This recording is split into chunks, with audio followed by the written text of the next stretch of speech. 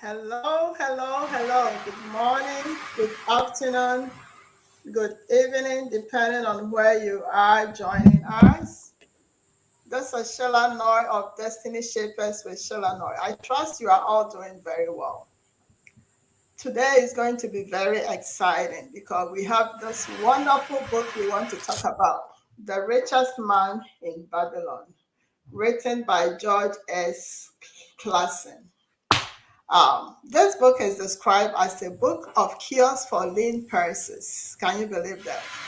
It's also described as a guide to financial understanding and freedom. So today, our purpose is to talk about things, the secrets, the strategies that can help you to gain financial freedom and success. We're going to talk about a lot of things. We'll deep dive into this book, offer you insight. So we are hoping that you really take note and join in the conversation if you've already read the book. Share your thoughts about the book with us. Also, post your comments and questions as you join us. This discussion will really offer you strategies as to how to acquire wealth or money, how to keep the money, which is very important, and also how to make those monies you are acquiring earn more money for you. So take your seat and join in the conversation, please. As Destiny Shapers, we want to surround ourselves with people that have really produced results. That is why today we are here with Professor Emmanuel Otoo, all the way from Ghana. Um, so I want to welcome you, Professor Emmanuel Otoo. It is really an honor, a pleasure to have you today. We have been planning Thank you this very much. for time.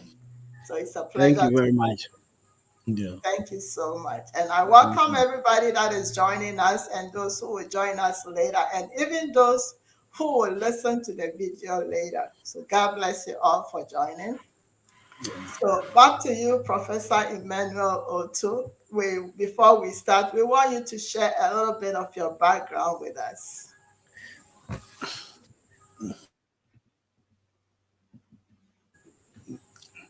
Thank you very much, Sheila.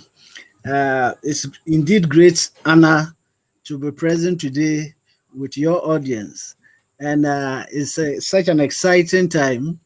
As you indicated, my name is Professor Emmanuel Otoo, a research scientist of Ghana's premier research institution, that is Crop Research Institute. And I am a chief research scientist. That is the highest rank that you can get in that institution. And just to let you know, I'm a national award winner, the best agricultural research scientist in 2006, and a student of life. And it's basically under this last accolade that I'm here today to discuss with us, share thoughts on such an important book as The Richest Man in Babylon. The Richest Man in Babylon. And indeed, it's a great honor because such a book that is well written with very rich language and very useful thoughts written about 6,000 years ago. And it is famed to be the book, the go-to book of most insurers, most banks, and those who know. So for me to comment on them is a high privilege, and I hope we will enjoy this session tonight. Awesome, awesome, awesome. Thank you very much. Mr. Henry Noy is with us today. He says good afternoon to us all. So good afternoon, Mr. Henry Noy. Yeah. Thank you for Yeah. joining us. And I know we also have other people joining us Okay. on YouTube and our Facebook. link. So thank you all for joining us. So back to you, Professor Otoo. Um, the richest man in Babylon. Hello. Yeah, I The think the richest line went man in off. Babylon. I know you were going on Yes. back. So, what Yeah. is this book Yeah. all about? Can you give us a little bit of the background? And for our viewers, we want them to know that we will be talking about this book for the next 3 Saturdays. So, today, next week, and then the next week. So, we'll be here for 3 weeks with Professor Emmanuel Otoo because he has much to share with us. So we'll Okay. be looking at chapter 1 to 3. So if you can share a little bit of what this book is all about. Thank Okay. you. As Sheila said, The Richest Man in Babylon basically is a book written in ancient times.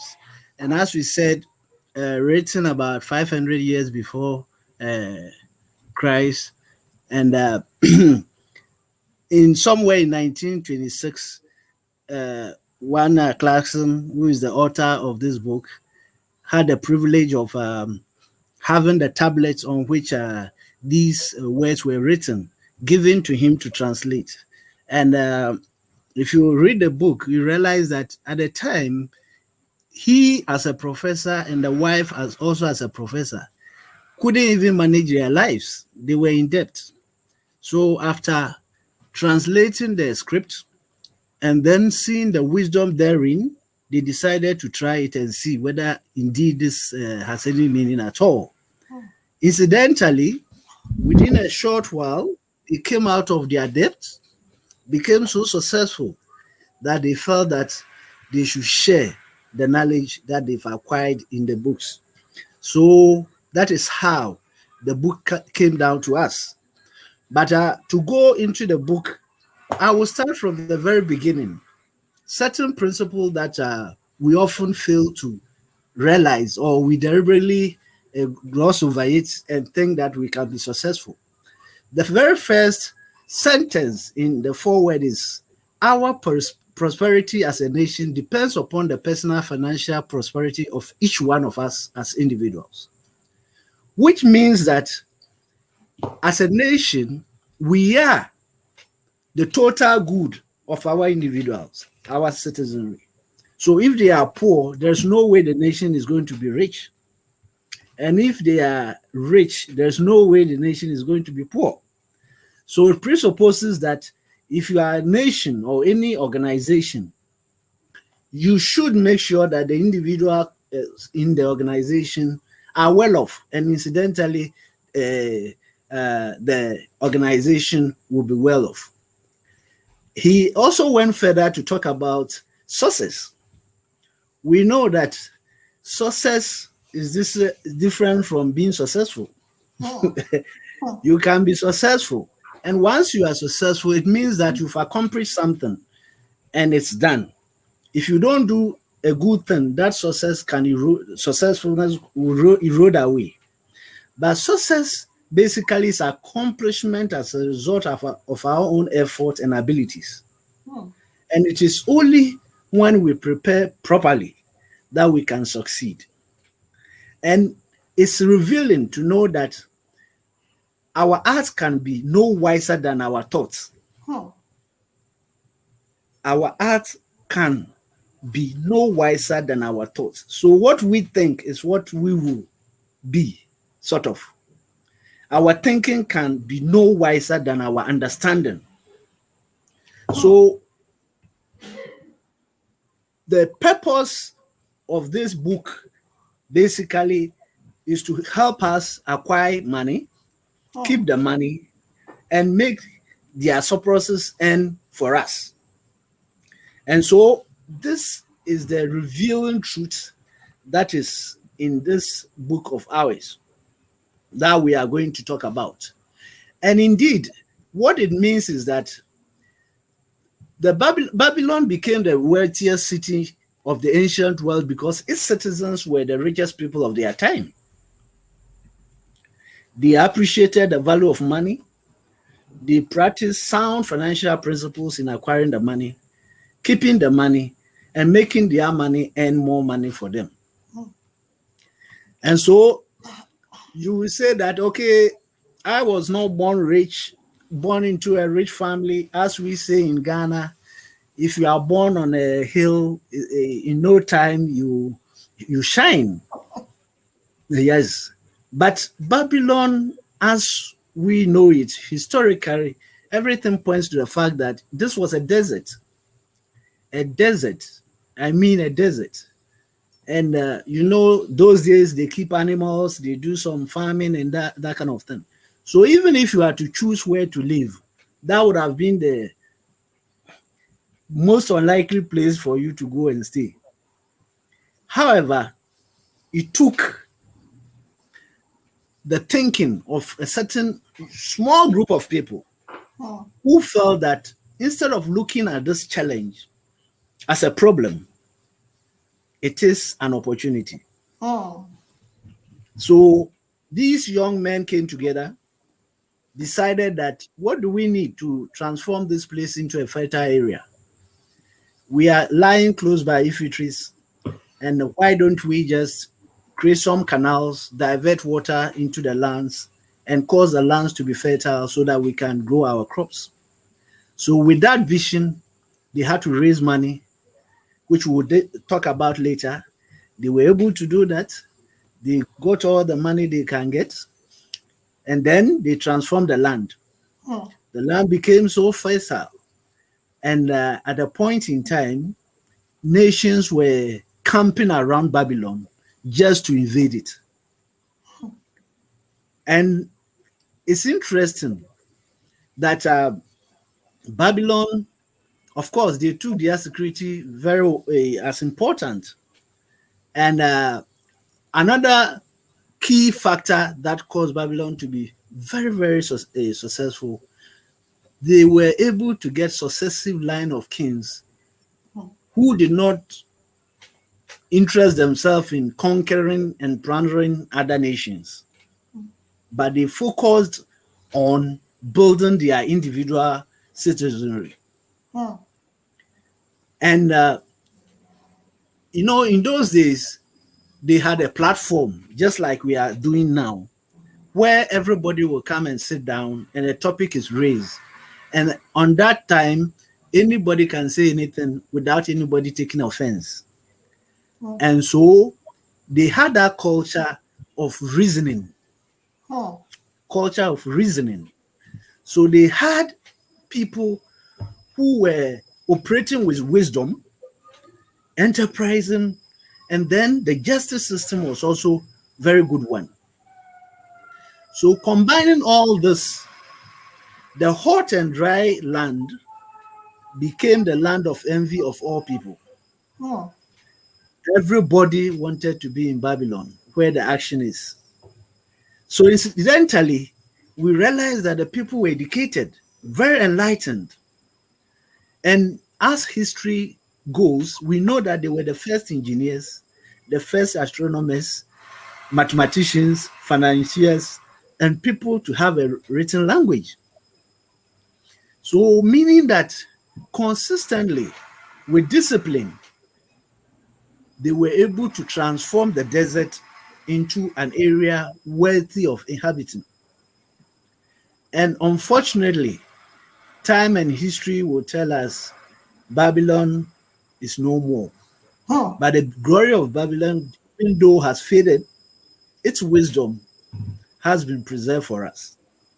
And it is exciting because as a student of life, I'm just like any other young man growing up, dreaming of big cars, big houses, good wife, children, and all the goodies of life. And I remember when I got my first salary, I asked a friend of mine whether is this that they are expecting us to feed our family and then buy all those things. And my friend told me that actually that's the truth. So immediately I started thinking, no, why is it that some people are rich? Why is it that some have so much and others don't have? What exactly is the key point that we are missing as a people, mm, that we cannot amass the wealth that others are amassing. mm. And if you read the book carefully, the beauty of it is that the king of Babylon at a point got to know that poverty is increasing in his country. And he was surprised that, how can you be so rich and yet poverty is coming into our country?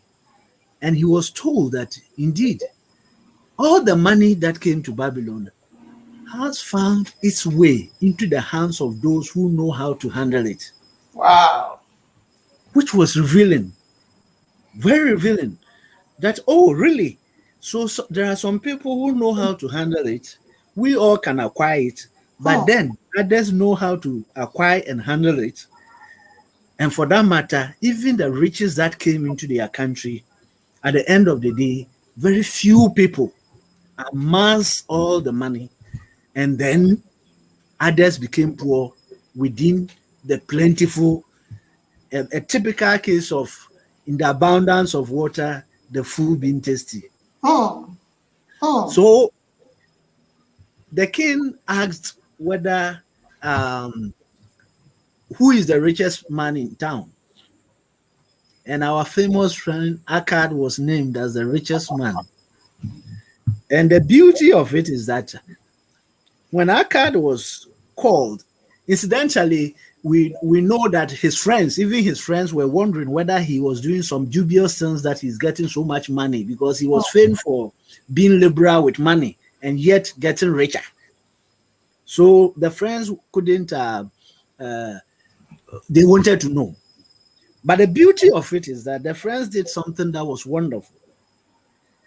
They did the right thing by going to ask. Going to ask. Hmm. I know that in developed world, it's very common for people who have made it to come out to come and talk about how they made it. Unfortunately, certain parts of the world, that is not the case. Hmm. You become center of envy, center Hmm. of all the black painting and that kind of thing. But these friends went to Akkad. And what amazes me was that Akkad, all his riches, being the richest man in Babylon, was very humble, Hmm. approachable. And the friends said, oh, let's go to him and find out from him how he made it. Hmm. And then they could tell that even one of his sons has become so rich, you see. And so they believe that it can be taught. It can be taught. You can be taught to be rich. Hmm. And so when the king asked Akkad whether it's possible to teach others to be rich, he responded in affirmative and said that, give me 100 men of all caliber, and I will turn them into rich men. Hmm. And the Hmm. king said that, let's have the 100 who will come and learn from you, practice it, and then be teachers of other men. And so that was the beauty of the Babylon case. Hmm. Unfortunately, in our world, money is the medium by which our success is measured. Hmm. Money makes possible the enjoyment of all the best that the earth can provide. But it is true, it is plentiful for those who understand the simple laws that govern its acquisition. Hmm. And indeed, it is governed today by the same laws which controlled it when prosperous men were walking the streets of Babylon 6,000 years ago. Hmm. So we have no excuse Hmm. as to why we cannot be successful. So I will move to the characteristics that we should observe in anybody who desire gold, and for that Hmm. matter, who desire to be rich. Okay, so thank you, Prof. You are Yes. already like prepping our appetite, and I'm getting emotional, honestly. Um, and I'm so happy you are here. And I also want to recognize the person that made us aware of this book. He's called Professor Paul Biney in Houston. and the wife, Mrs. Cindy Baine. I just want to say thank you to them. Because Professor Baine told my son to acquire this book. So it was through him that we got to know of this book. And I bought it. I'm like, oh my goodness, the mistakes we have made over the years. So as Professor Otoo is talking, I'm like, oh my goodness, check. And there's so much to learn. And so, you know, Professor Otoo is my friend turned a brother. We met during national service, and the rest is history. So thank you. I appreciate you, Professor Emmanuel Otoo. I also want to recognize our friends that are on with us and putting in the nuggets for us to, you know, to share. Thank you so much, Sister Rosemont Sapon always. Thank you, Sister Sewa. Thank you, Mr. Henry Noye. We appreciate all of you for joining us. Continue sharing the nuggets in the comments so we can share for all to read, especially those who will watch with us. It is clear. Mm-hmm. Yeah. Okay. It is clear that most guys that I know don't want to end up as their parents in terms of the poverty level and all that, which presupposes that those parents may not have learned these truths of life and they may not have passed it on to their children. And so it behoves on these children who don't want to be like their parents to ensure that their children are better than them. And if that is so, that they should learn the truth, practice the truth, and let their children learn and also practice the truth. If you look at the situation in Babylon, it shows that we have very rich people, we have very poor people in there.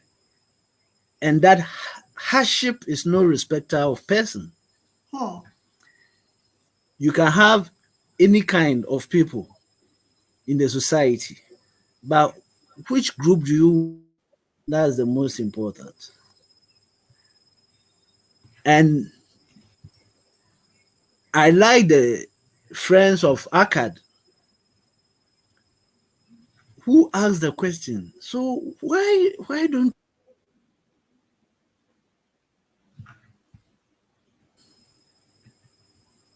perhaps there are some secrets that we may learn from him. And so even though he was their friend, they knew him not to be very smart when he was young. He was just like them. And yet now he's swimming in riches. But then, even in his riches, he was accessible. So the friends could go to him and then ask. And they know that he will tell them. In fact, one thing I've observed is that for most successful people, they want somebody to tell how they became successful. They want somebody that they can hold their hands and move them. The mistakes that they did, they normally don't want others to do that. So they will lie to, if only we'll give them the chance. So if you listen to the friend Kobe, he was telling the guy that, hey, I met the guy the other time. And in fact, even though he's my friend, if I meet him in the dark, I'll be tempted to lay my hands on his fat wallet. And I love the response that the other friend gave to him. Nonsense. A man's wealth is not in his purse he carries. A fat purse quickly empties if there be no golden stream to refill it. And so that is the fundamental truth. It's not how big your purse is, it's how rapidly gold flows into your purse and how consistent, how sustainable that is. And in fact, if you go further, he said that anybody wishes that when you are sleeping, when you are traveling, whatever you are doing, there should be a means by which gold will flow into your purse. Hmm. And that is the secret. It costs nothing to ask for wise advice. It costs nothing to ask for a wise advice. Hmm. But what we should know is that advice is freely given, and it is your responsibility. It is your responsibility to take the best of the advice. And if you look at the friends, one was making chariots and all that, the other one was a musician. And they had excelled so much in their chosen professions. They were the very best in their chosen profession. How come they were poor? They neglected how to make money, keep money, and let the money work for them. Hmm. So they identified themselves that no, we have been successful in our endeavors, meaning that if we had also given thought to how to make money, we would have been successful. So it's not too late for us to go and ask our friend who has practiced this. Hmm. And I like the way their approach was. We'll go and ask, and when we see it, we also share. Hmm. Sharing is caring. It's Karen. So let's talk about the richest man in Babylon himself. Hmm. What you have to understand is that your humble beginnings may not be a signal to your future greatness. In our local parlance, we have a saying that you can't tell how great someone will be when he's very young. And I think it's so true in all other places. But the beauty of it is that why I'm so passionate about this book is that in my quest to change things in my life, I started searching. And I've been a regular titer all the days of my adult life. And once in my search, I read a beautiful piece from a rabbi who indicated that in the holy book, there are several levels of understanding. Some, it has a facial meaning and deeper meaning. And the one that I remember most was the case of Adam and Eve. We all know the story of how they were put in the garden, how they went for the forbidden fruit and all those things.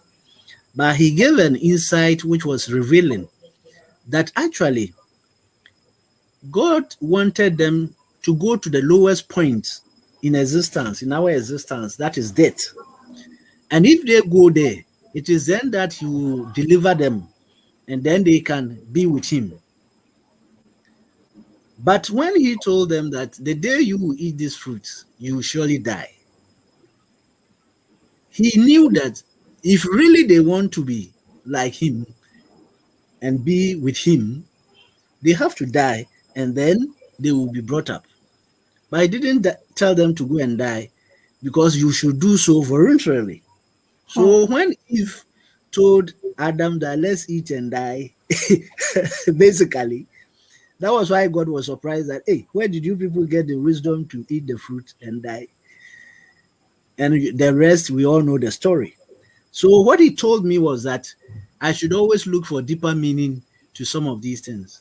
We all know about the verses in Malachi about tithing, and I can give you several examples of my benefits that I've acquired through tithing. But what I also realized was that it was teaching me a certain discipline. I had so much need, but yet I am to put a tenth aside for the welfare of the church. So it dawned on me that let me also put aside 1/10 for myself. So I did, and I was doing that when I finally got hold of this book. Then I realized that it's suggesting the same thing. It's suggesting the same thing because it's saying that one, if you pay the tithe, the rest of your money is as good as the whole of your money. The day you don't pay the tithe, you even spend your money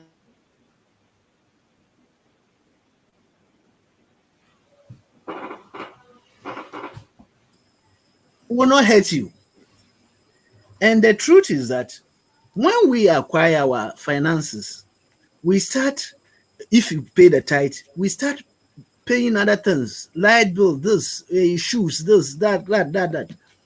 We are spending.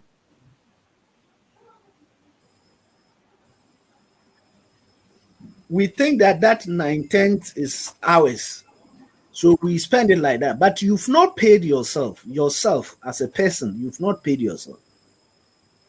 So this book taught me how to put aside a tenth, at least a tenth, apart from the tithe, as my personal money. That one, I'm not going to give it to anybody for anything. Then further down the line, the book taught me that a gold in your purse, having gold in your purse is nothing.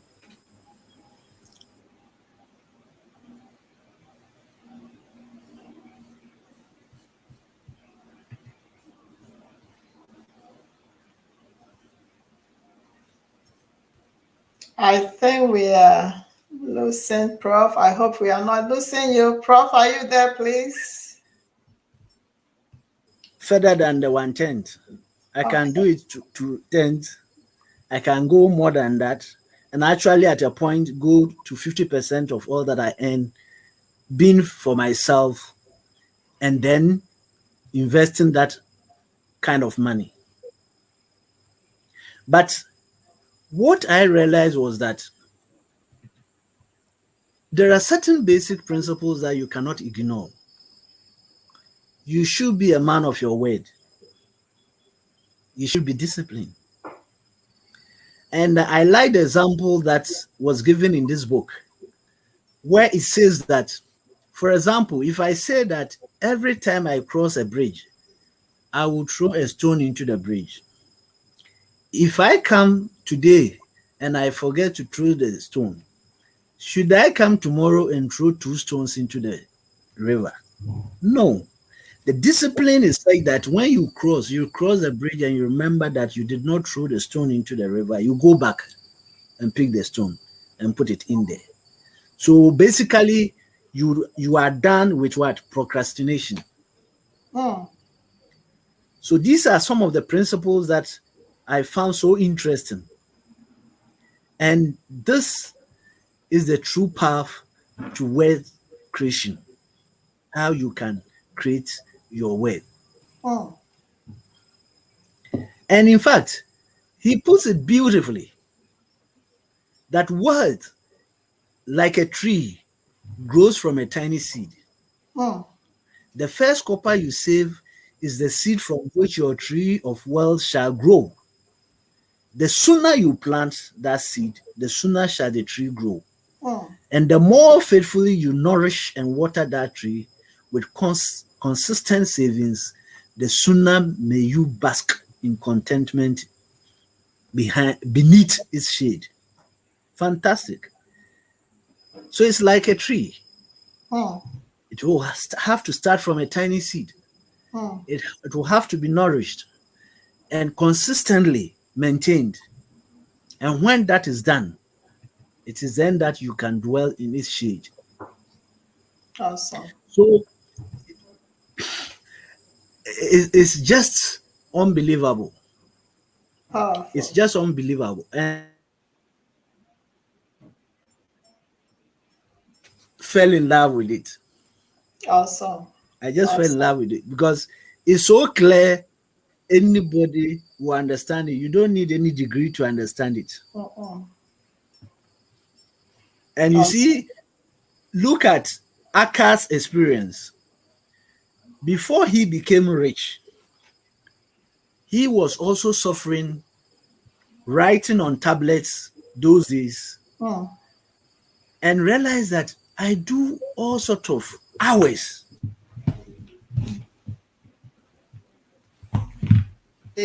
One guy, Agamish, came to him to write certain things for him. Unfortunately, when he came, he didn't finish it on time. So he was angry. But then Arkad, because he desired wealth and realized that there is something in somebody becoming richer, he basically threw a bet to Agamish that I will stay up during the night to write all the things that you want me to write, on condition that you teach me how to be rich. Mm-hmm. So he recognized that this man might have known some secret, that is why he's so successful.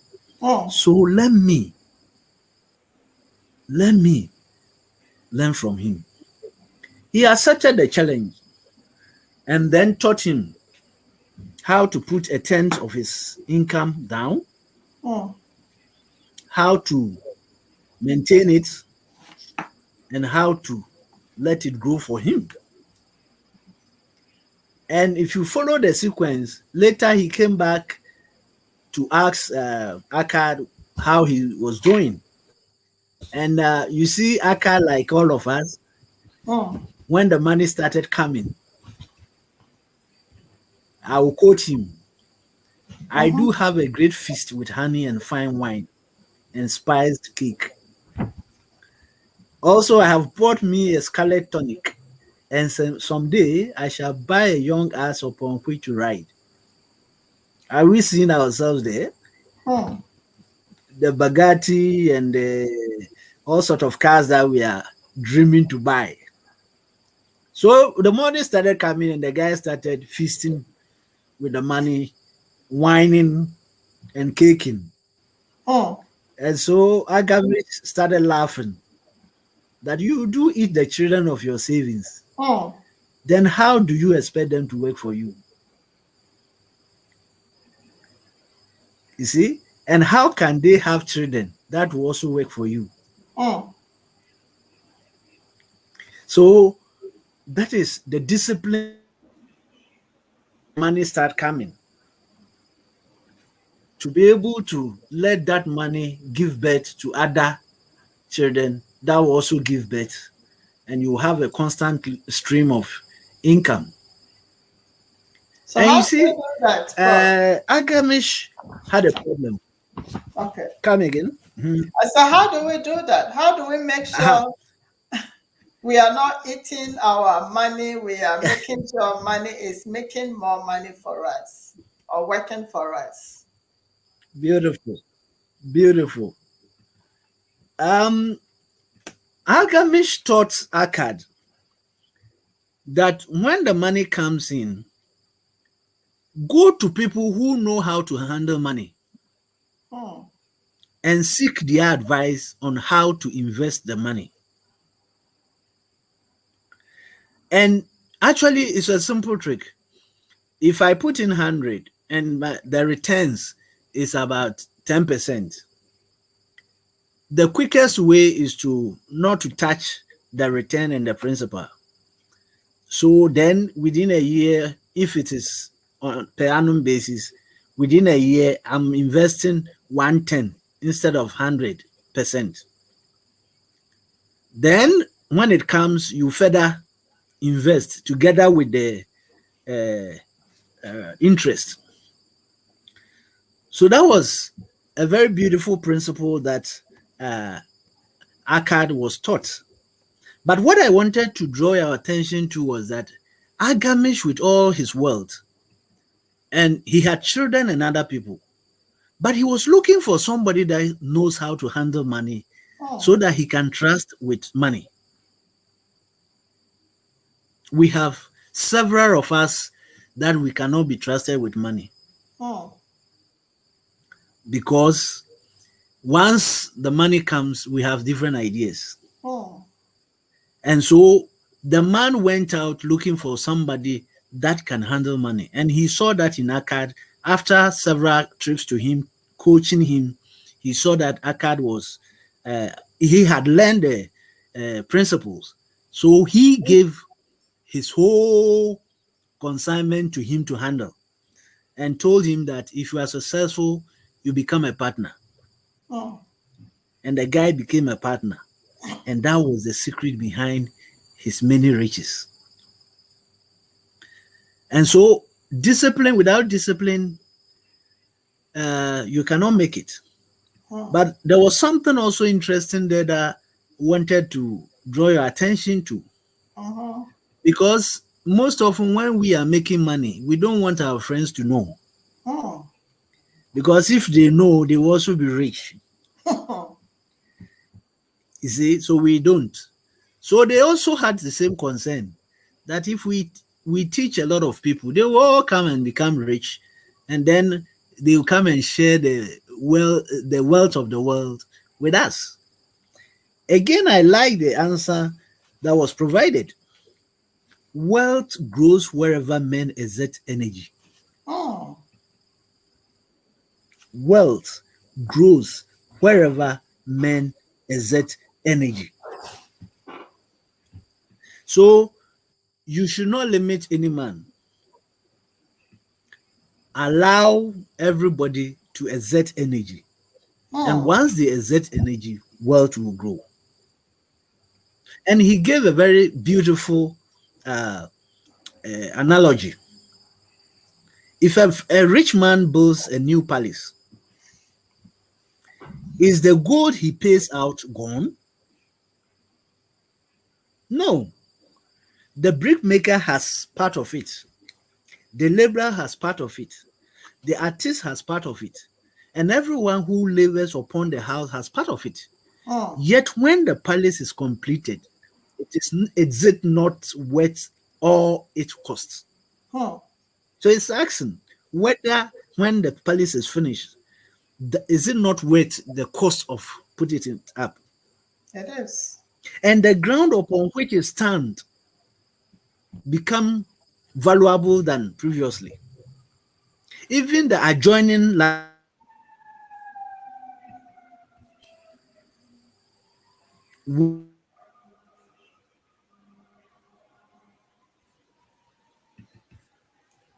I hope we are not losing Prof. I'm enjoying and this. he gave the example of the and then he gave an example of the Phoenicians that they had nothing, yet they were able to attract ships for commerce on their seas, on their shores. And with that alone, they were able to build their many beautiful cities. So it tells us that we shouldn't be nervous at all telling our friends about how to make money, sharing with them. Because what if your friends are rich? All that it means is that you have social capital, as we put it today, whom we know. And if our friends are people of influence, do we think we will need? It will be difficult for us to fall. So the principal thing that I will conclude with this particular chapter is that part of all we earn is ours to keep. All that is saying is that everything that we acquire, all the finances, all the money that comes in, we shouldn't be spending it just like that. but we should keep a portion of it as ours. As ours. That one is not supposed to buy new shoes. It's not supposed to buy new trousers. It's not supposed to buy a new car. But that is what we are going to use to create our wealth. And then we should also know that wealth is just like a tree. It starts with a tiny seed and it grows. If you nurture it well, nourish it, visit it, prune it, you will sit under its shade. Powerful. With that, we'll be going to the last chapter for today. Chapter 3, which is right? Yes, 7 cures for a lean purse. Okay. I'm sure this is what we were all waiting for.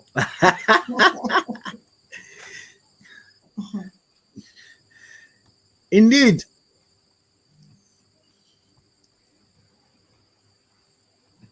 I did a bit of talk on that earlier when I talked about the king asking Arkad to teach the people. So we are just going to learn what Arkad taught the people. Okay. And the first one says that start thy purse to fatten. All that he says is that start making your purse bigger, heavier. And if it is as simple as that, we would have all made it heavier before we came here. But interestingly, truth is always simple. And Arkad mentioned a very beautiful saying. Is the law of the gods that unto him who keepeth and spendeth not a certain part of all his earnings shall gold come more easily.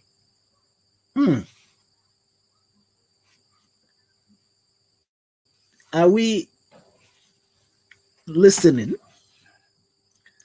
That unto him who keepeth and spendeth not a certain part of all his earnings shall gold come more easily. Likewise, him whose purse is empty does gold avoid. In simple language, for those who are able to keep part of their earnings, more will come to them. But gold or riches avoids empty purses. And he asked a very wonderful question. Which desirest thou the most? Is it the gratification of thy desires of each day? A jewel, a bit of finery, better raiment, more food. Things quickly gone and forgotten. Or is this substantial belongings, gold, land, heads, merchandise, income-bringing investments, the coins that take us from thy purse bring the first? So what he's saying is that the coins that you take from your purse will give you all the fine things you are talking of, the wine, the ramen, all those things. But we all know that those things are not longer lasting. But the coins that you live within will bring you the latter, which is more enduring. So the first principle in making sure that your purse is growing is to take a tenth of all that you earn, put it aside, and spend the rest. That is the least you can do. For me, after taking my tithes, I take my money. I take my money, which is 1/10, which by the grace of God gradually is growing to 50%. And that becomes what I'm investing in. And it was a shock to me using this principle. It was a big shock because I was going through the normal uh, high and lows of life. You see, today you have something, and then I learned about mastering oneself. And the Shaolin monks used to teach that. I'm sure they are still teaching that life itself, everything is up and down. The one who is secure is the one who can limit his enjoyment when there is highs and limit his depression when there are lows. So it's a basic principle that you should be cautious when a lot of money is coming in. Don't be overjoyed and start blowing it. And know that sometimes may not be as good as every time. Don't be so depressed when such times come. So that was one thing I realized is very important. The second point in making your lean purse button, we've talked about it over and over again. Control the expenditure. Control the expenditure. And the point is, who doesn't know that or they control? You have to control your expenditure.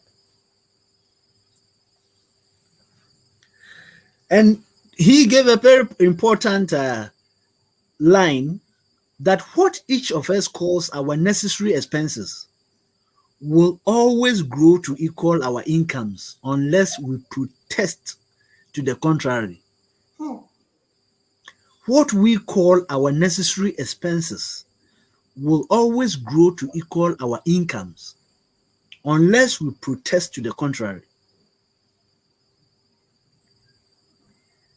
Confuse not the necessary expenses with thy desires. You see? So this is where the self-discipline comes in. But then he go further to tell us this truism. All men are burdened with more desires than they can gratify. And he asks his friends whether they think that because he's so rich, he can satisfy every desire. No. And he points out to them that there is a limit to his time. There is a limit to his strength. There are limits to distances he may travel. There are limits to what he may eat. And limits to what he can enjoy. And so if this fundamental principle is not ingrained in you, you realize that the riches will become a burden to you. Because you start eating anyhow. Before you are aware, high blood pressure, high blood sugar, cancer, you are gone. And how nice it is to inherit somebody's hard-earned currency. You spend without reason.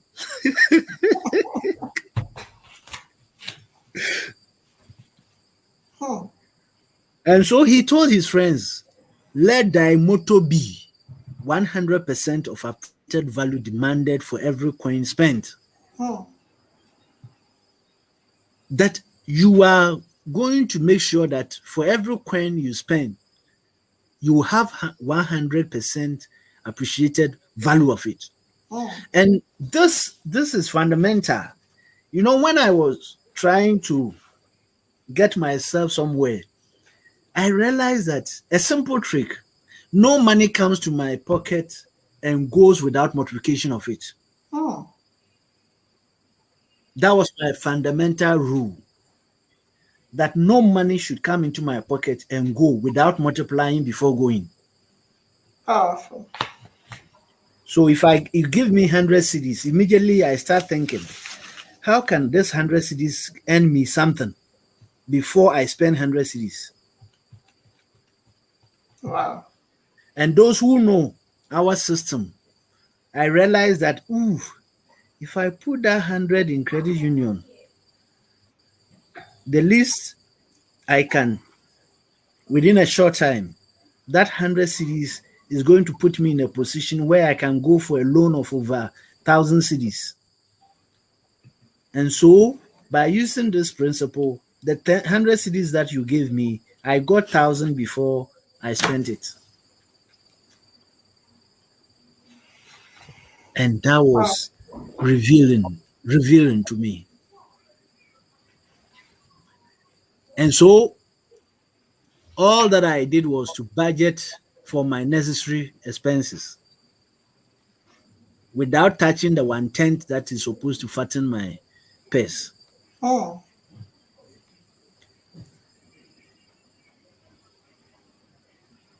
And so you budget their expenses so that you pay for their necessities. And then your enjoyment and gratification and that can be obtained as part of your 19. Let's go to the third cure. They are interrelated. So Hmm. whilst talking about it, you realize I will be talking, delving into all of them. If you did the first two things that we talked of, where you started creating wealth by putting a tenth of all that comes to you, paying your tithe and putting a tenth of all that is coming to you, and then you start controlling your expenditure, you would have realized that your purse has already, the lean purse has already started fattening. And interestingly, the third point is that make thy gold multiply. So what you have saved, you are not going to keep it. You want your purse to fatten. If you should carry all the fattened purse at your waist will start drooping. Gold in a purse is gratifying to own and satisfied a miserly soul, but earns nothing. Hmm. Gold in a purse is gratifying to own and satisfy the miserly soul, but earns nothing. So if you start fattening the purse and you start keeping it, you say, I have money, oh, I have money, I have money. It's only the lowly soul who enjoy that. The money will not come give you anything, but it's a start. We have to build our fortune. Hmm. And those monies that you've been able to put aside, these are the seeds that you are going to plant to get a tree.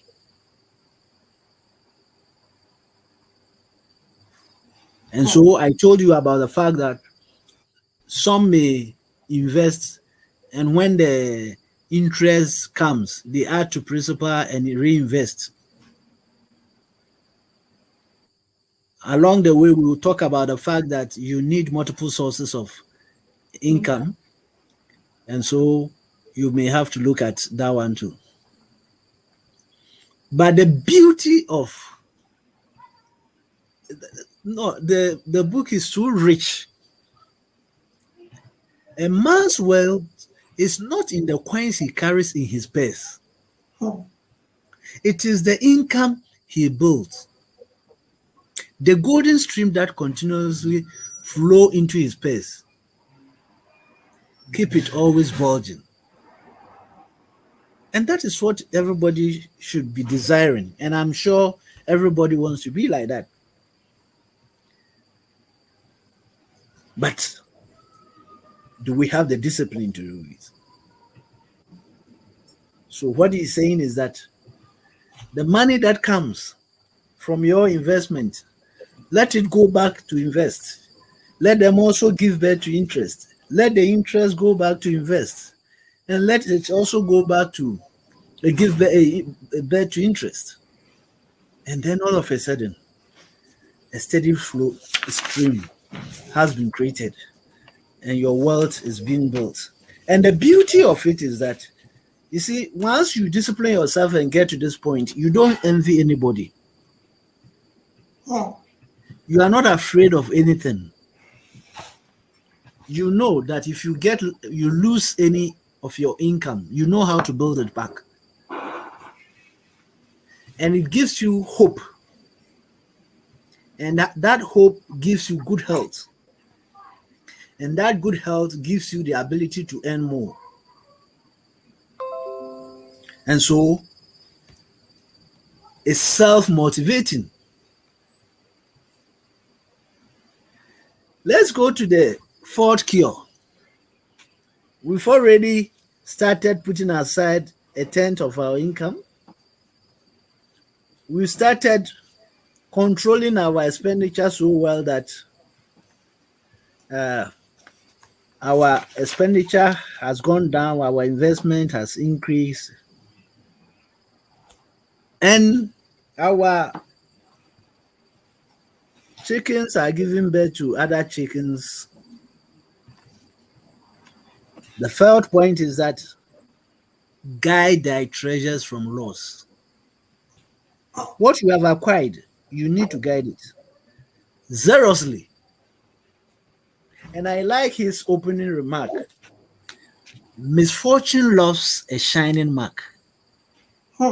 Misfortune loves a shining mark. Here we say that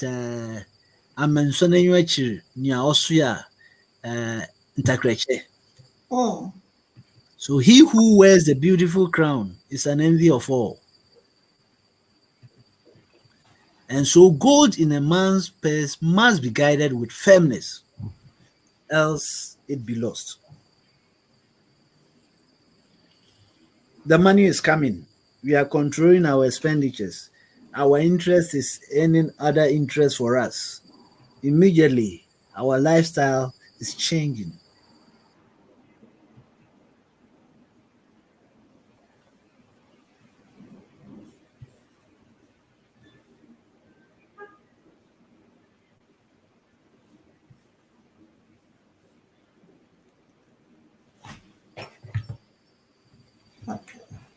I will repeat that.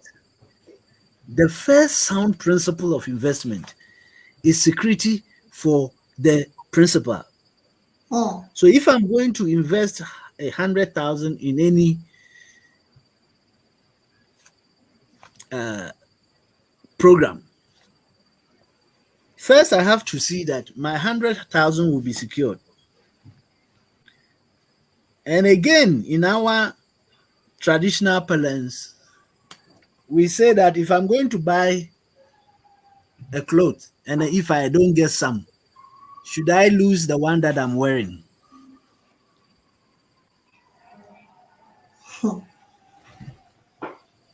So make sure that whatever you are investing in, if the worst come to worst, the money you invested, you can recoup.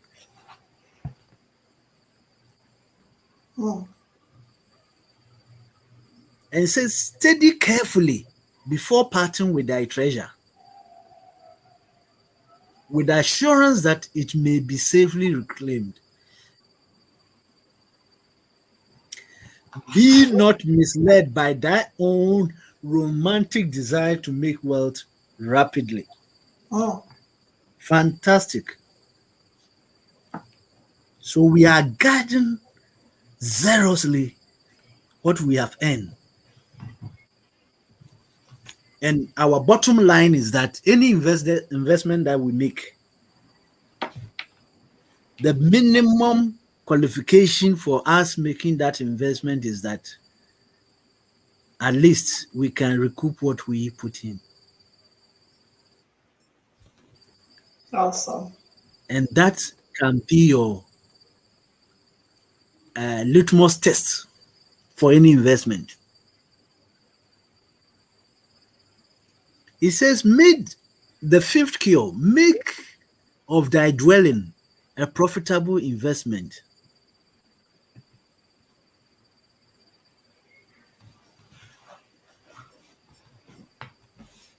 And so he just said what I said earlier, in that if a man setteth aside 9 parts of his earnings upon which to live and enjoy life, and if any part of this 9 parts can be turned into profitable investment without detriment to his well-being, then so much faster will his treasures grow.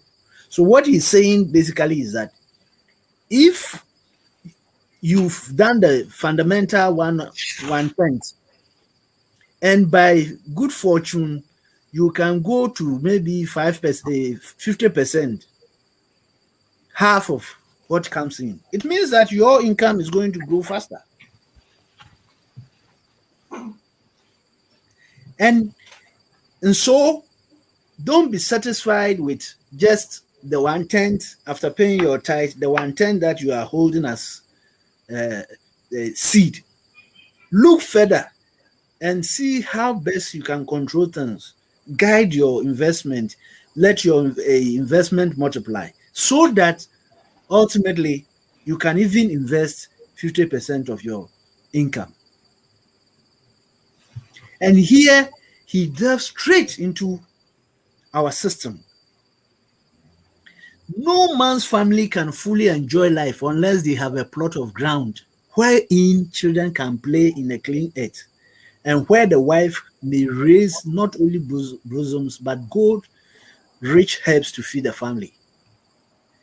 There is so much satisfaction when you do something, you grow your plants to eat. And I liken it to a situation where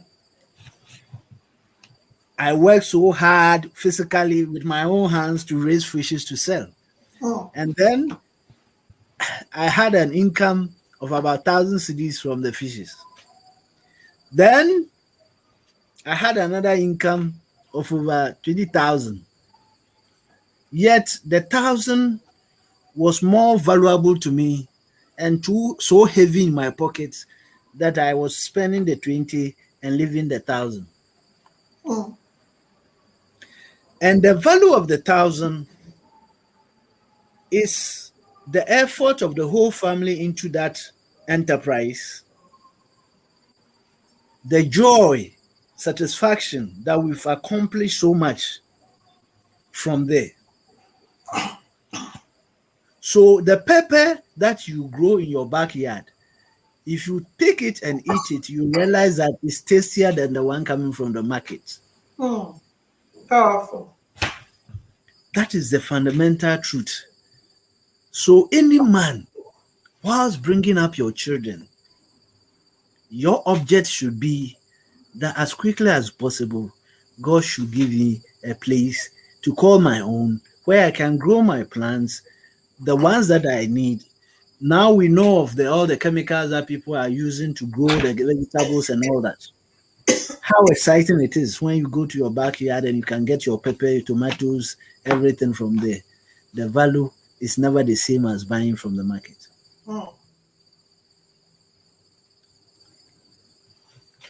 And interestingly, why do money lenders readily give money to people who want to build or for such wonderful ventures than for the ones that are fleeting, like the shoes, the cars, the dresses, and all that? They know that anybody who at this point in time doesn't know how to handle money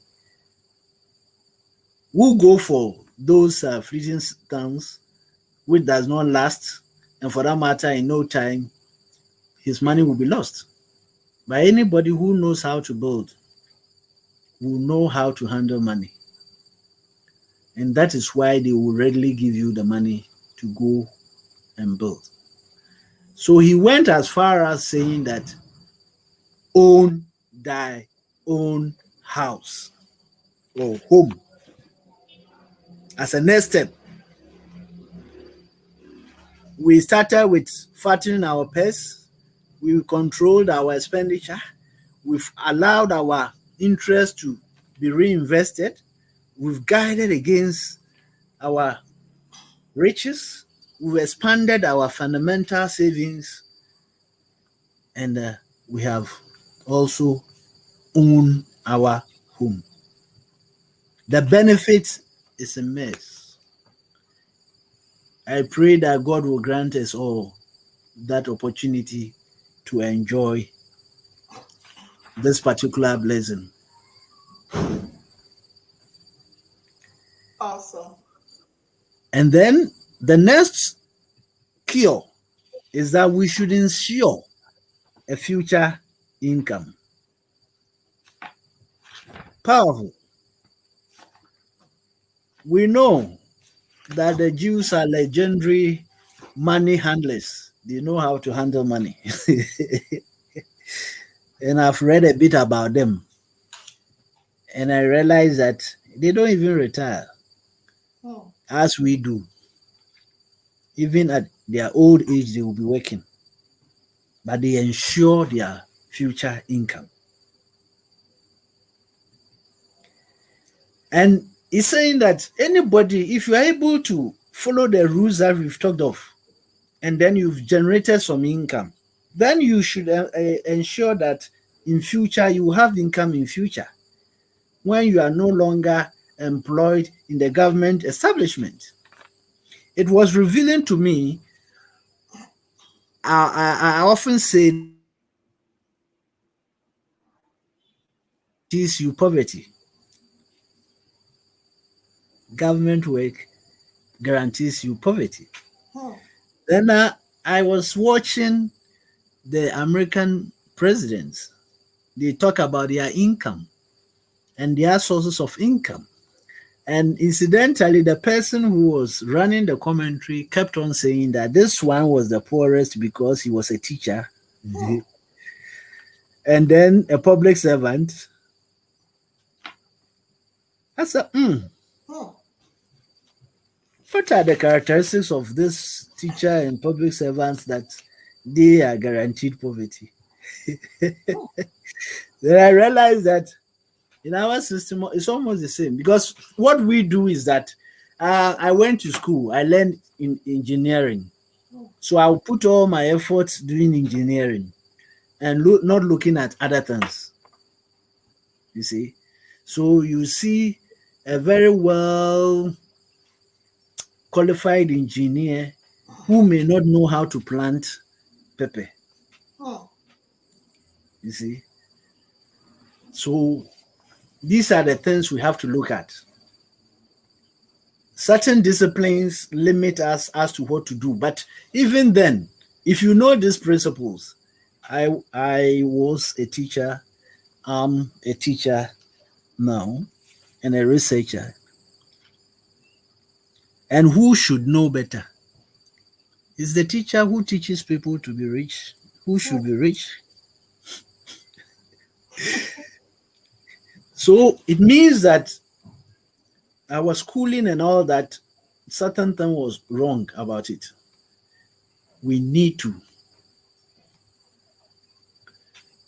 So all that is saying, this particular one is saying, is that provide in advance for the needs of thy growing age and the protection of thy family.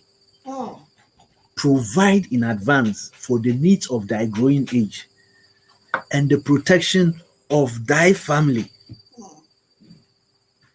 Why I like this book is the truth is talking about is just simple. It's there. Yeah. We all know. We all know. We all know. This is not the first time we are hearing this. We all know. But he became the richest man in Babylon. And so he can tell us what made him rich and had the ability to spend liberally and yet was rich. So I go to the last cure he provided, and that is fantastic. Increase their ability to earn. Increase thy ability to earn. And this is why I call myself a student of life. Because presently, whatever endeavor you are in, you are limited by the cap set for your wage or anything, your wages, salary, all that. Why don't you learn a new trade at your spare time Mm, so that another income stream will be coming? mm, I hinted you that I do fishes. Fishery is not my discipline, core discipline, but I saw an opportunity there. I also do a lot of carving. I do a lot of carving. That nobody taught me. Online tuition by mm. myself. All aim at creating other streams of income so that I can ensure future income.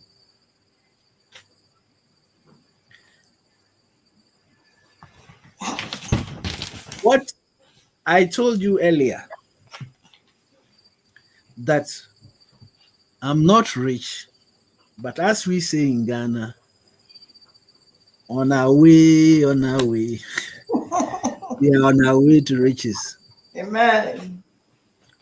And so, if you apply these 7 principles that our friend Arkad learned and applied, I tell you, it is as true today as it was proclaimed 6,000 years ago.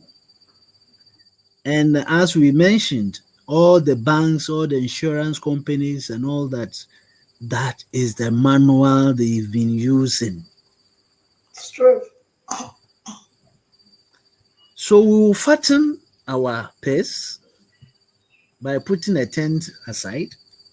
We will control our expenditure so that more of the 9/10 will be available for us to invest. We will let our interests be invested so that they can also yield interest, and their interest also yield interest. We will zealously guide our income. And hopefully, we can increase how much we put aside as our seed for investment. We will then ensure our future income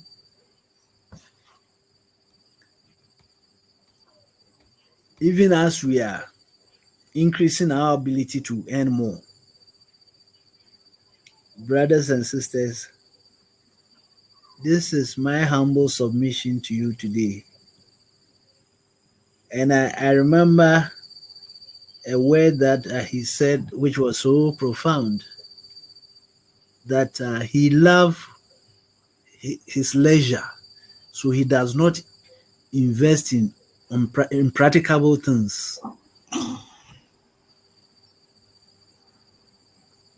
So I'll end here. And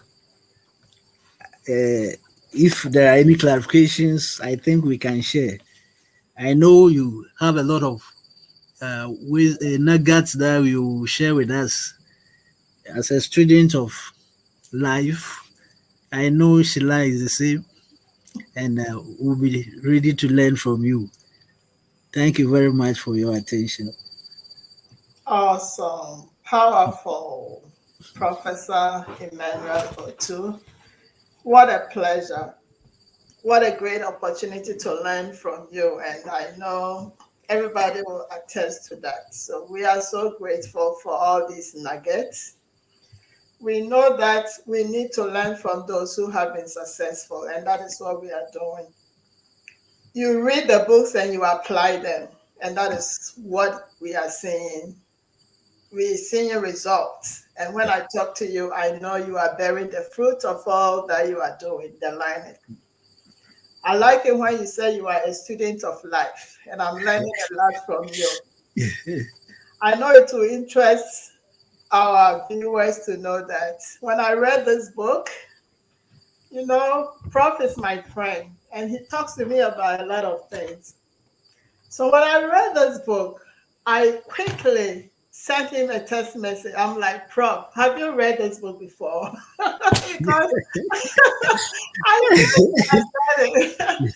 And he said yes. And I'm like, why didn't you ever tell me? He's like, I've been sharing a lot with you. I was so adamant. I didn't even catch it. And I think that is what we all do. Yeah. And we are, for our generation, we are about to, we are few years to go on retirement.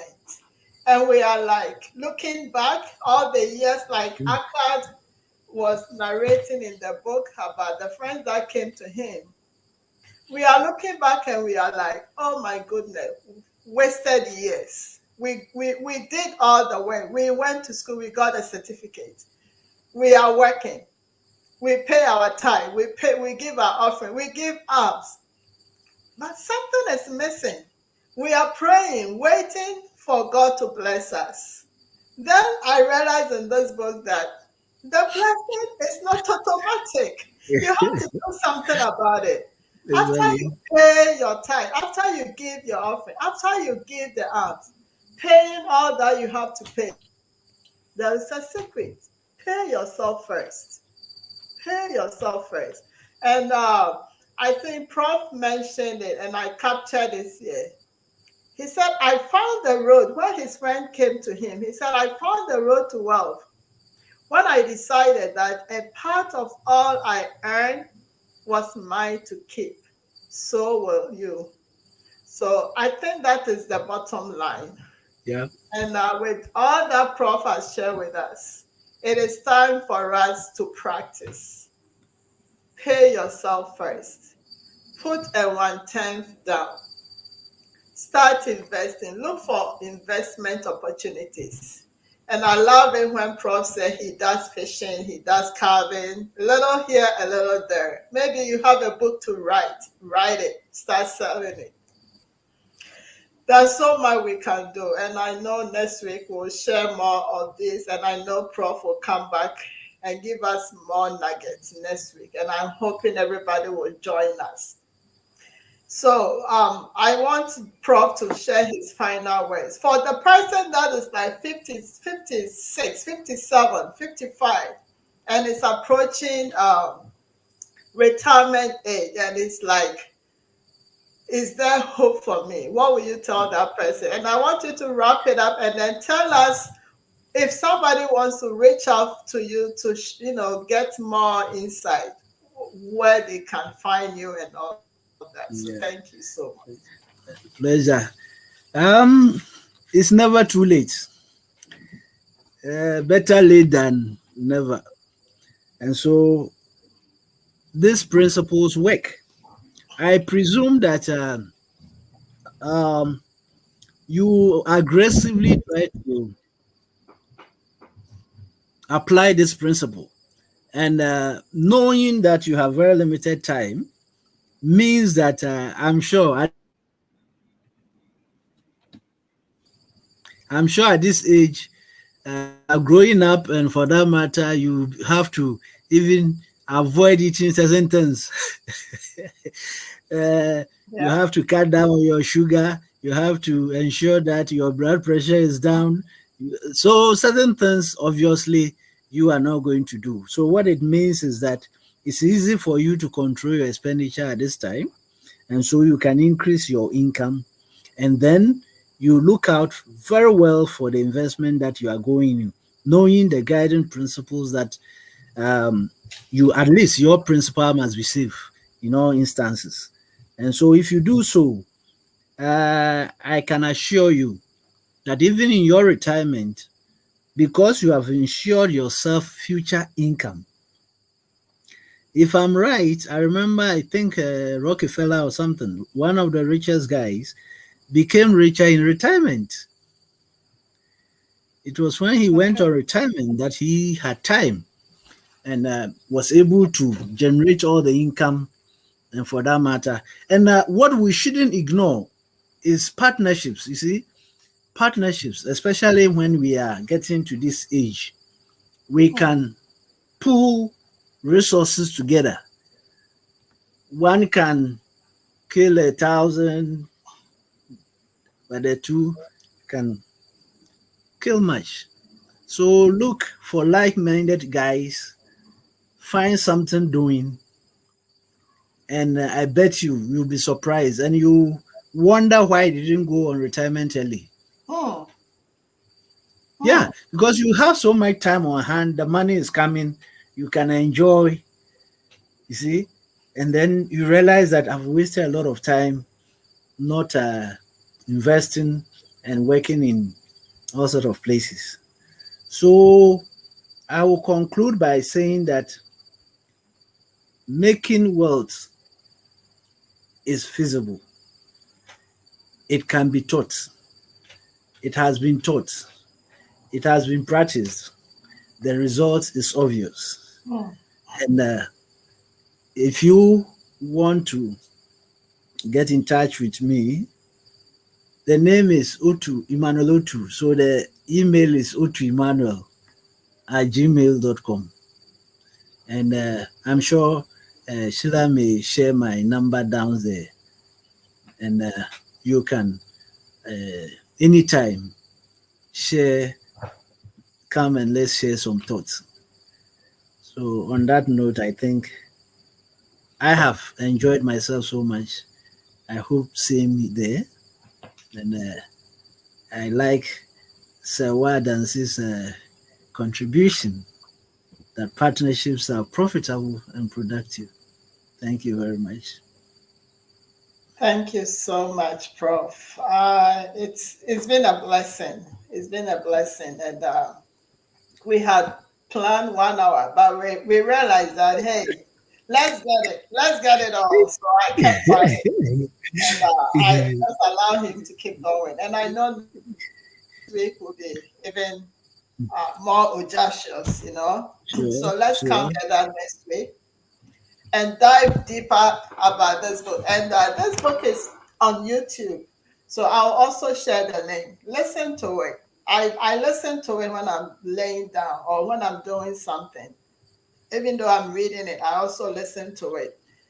You can listen to it on YouTube or you can purchase it on Amazon. I'm sure you'll find it in Ghana too, right, Yeah, Prof? It should be yeah, in Ghana. yeah. In Actually, it used to be free online. Okay. So you may even get it in PDF. So if I find Exactly. it, I'll share it in our community as well. But Yes. Yeah. this is something you want to really take. When I was reading, the book is so messy because I keep writing. Every sentence is a nugget. I'm like, I can't even stop writing in this book. I've It's colored all of mine. oh my gosh. And Prof shared something we should teach our children. The mistakes we make, our children shouldn't make the same mistakes. We have to Yeah. start teaching our children about Mm, money. You know, success doesn't come automatically, like no, Sister no. Sewashe. Everything in life has a plan. There is a plan to become successful in everything. And money is one of those. So why didn't anybody teach us this? Why didn't anybody teach us this? So We'll uh, go back and collect our money from them. exactly. So please, let's pay attention to this book and all the teachings it is giving us. And I hope we'll meet again next week. By the way, I wrote my first book, self-published Wow. one. So you can get it on Amazon. Wow. One talking about multiple sources of income. I have started Beautiful. mine. So let's help. My pastor also wrote her first book. Please, Wow. you can also get that on Amazon. Neighbor redefined. Wow. Redefined. It's such a great book. And our sister Rosemond, she has written a lot of books. This is her first book, Apples in a Seed.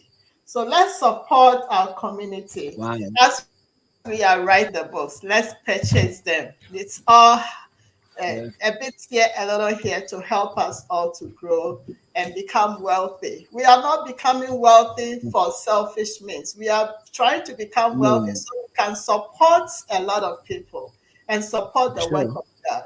So that Yeah. is, I think, the basis of doing all that. So thank you all for joining us. This is SheilaNoye. We'll come again next week.